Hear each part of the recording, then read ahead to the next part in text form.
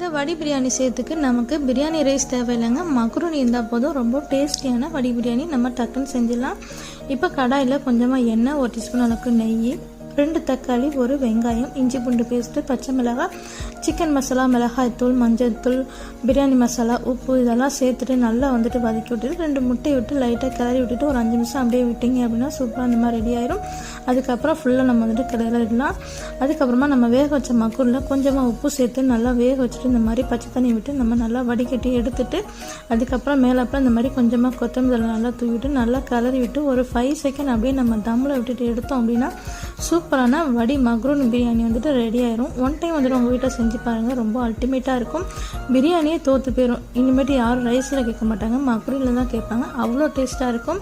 Homemade biryani masala தான் நான் இதில் சேர்த்துருக்கேன். அது எப்படி செய்கிறேன்னு சொல்லிட்டு அடுத்த வீடியோவில் நான் அப்லோட் பண்ணுறேன்.